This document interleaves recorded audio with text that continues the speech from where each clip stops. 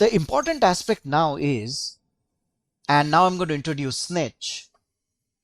Consider a situation, right? Let me actually show you what a data center rack looks like. And then let me talk about that concept of Snitch.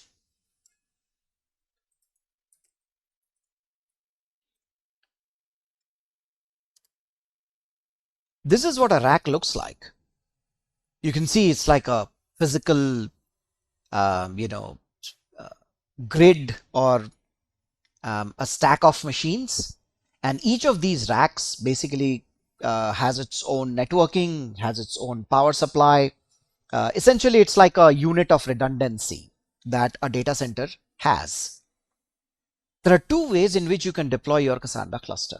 One, you can throw all your nodes in this one rack for operational simplicity. Alternatively, you can have nodes in each one of these racks, and then you can come back here. So you can throw all of them in one rack, or you can go across racks. The big point of debate is which one is beneficial. So here's the thing. Why don't I consider a situation, right, where we have, oh, let me change the color, a single rack, and it has all my nodes. One, I'm going to draw only 6. That's 4, that's 5, that's 6. The size of the circle has no bearing, okay? It doesn't mean that it has less data. No, it's not like that. All right. So what I'm going to basically do is assume that this is a single rack. And by the way, I mentioned that this is your networking and this is your power supply. What happens if this rack loses network? You can have replication factor of 3. Does it do us any good? None whatsoever. So the deployment topology, oh sorry, let me qualify that. The physical deployment topology must factor in the real life fact that racks can go down. They can become offline. They can lose power. And I want to minimize the impact to my cluster. So how would I want to do that? So I basically have, let's assume, multiple racks. So obviously I'm not going to throw all my nodes in here, right? That's not what I'm going to do. So I'm going to try and draw this in different color. So instead I will do like this. And therefore, logic says that if I have my first replica, which I'm going to show in red here, even though this may happen to be the second node N2, I should ideally skip it, no? Don't you think? I would rather pick any one of these two nodes. I would rather pick any one of these two nodes.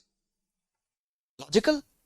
So if this rack were to go down, I do have the data available here and here, giving me the benefit of the true distributed system replication factor greater than 1. Now, if I want to set something up like this, what are the roles that will be necessary? I obviously need the Cassandra administrator.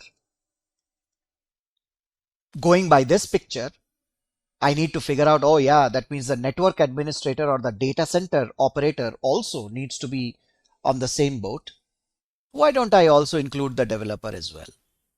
If I were to draw the Venn diagram, this is where you need to play. That's where Cassandra operator is.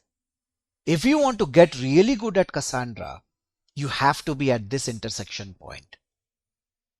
In other words, the three of you, the three roles, maybe all of you are rolled up into a single human being.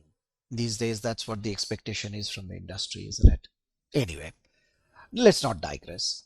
So if you are this role that can do these three things together, then you can be a great Cassandra administrator, developer, as well as an operations person. So now the question is, okay, I set this up physically in the data center. How does Cassandra know about it? Cassandra is not going to have magical eyes, although its icon is an eye, but it still can't see. So how does Cassandra see this? In the past, during bootstrapping, I introduced that configuration file. By the way, that was called cassandra.yaml.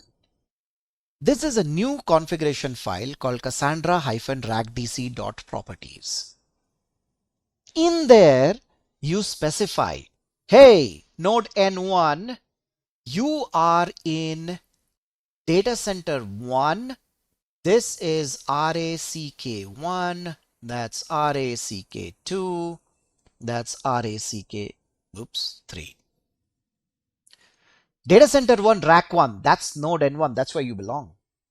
Node number 2, you also belong data center 1, rack 1. I'm specifying this as cassandra-ragdc.properties. These two nodes, M3, you are in data center 1, rack 2. N4, you are in data center 1, rack 2. And same thing for N5 and N6. You set this up in a configuration file.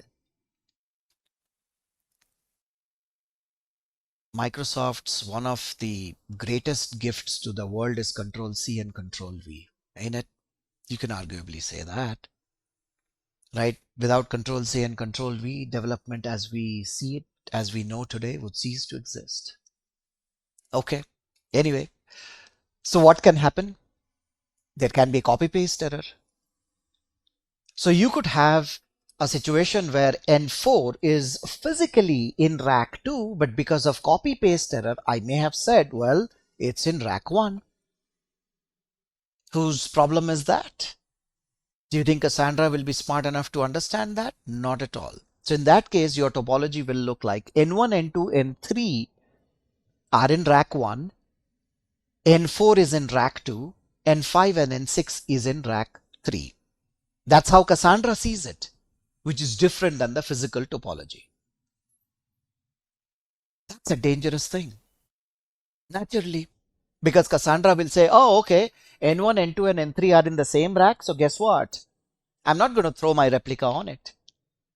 So what will happen? A will belong to, let's say, N1, N2 or N3, any one of these nodes.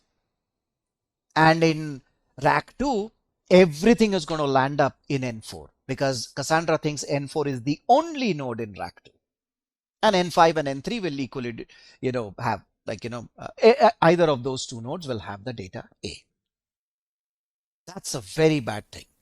Now, how do you recover from this? You have a couple of ways. If your Cassandra cluster is empty, all you have to do is just, clear out the, information in terms of positioning for this and just restart that node. You should be good. But if you have the data, there's a good chance you may have to decommission that. That means remove that node N3, recommission that again, as in bootstrap that again, right? And make sure this time you get your configuration right.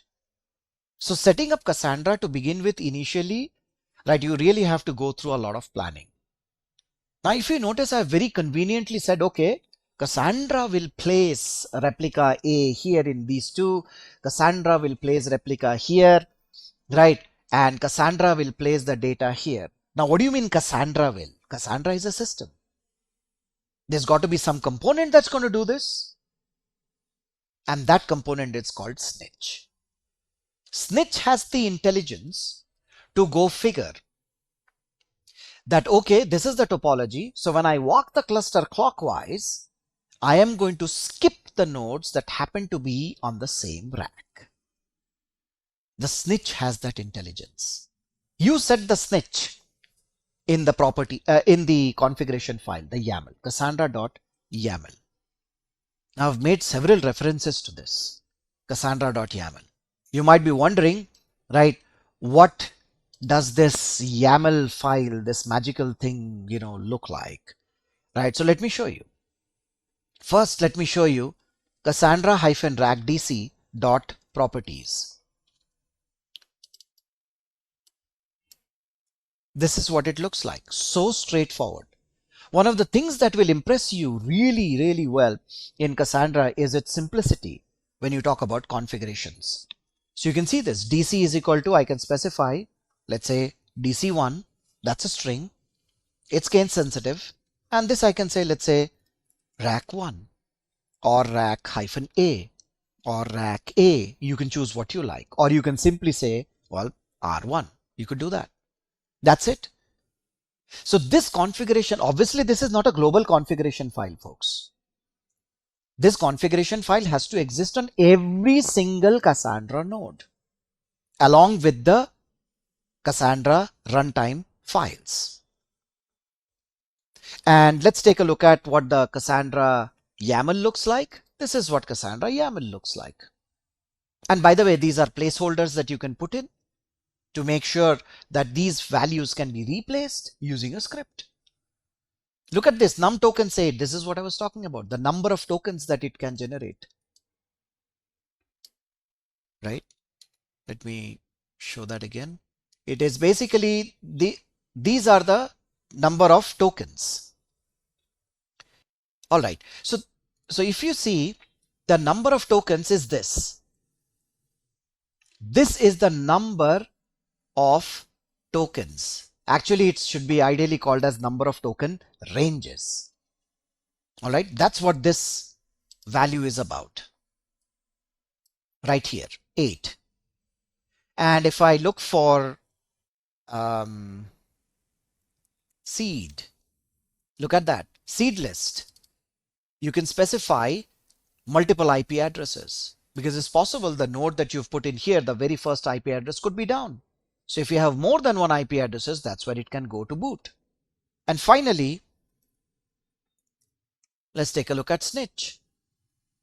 This is the endpoint Snitch. And you can specify gossiping property file Snitch. Meaning what?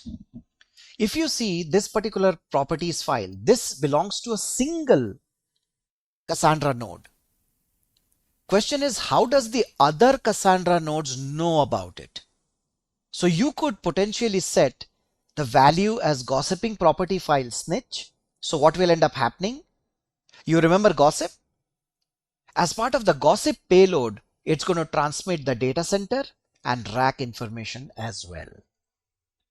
So that every other node knows, oh, okay, I know you are node number so-and-so, you have so-and-so IP address, and I know exactly which rack and which data center you belong to.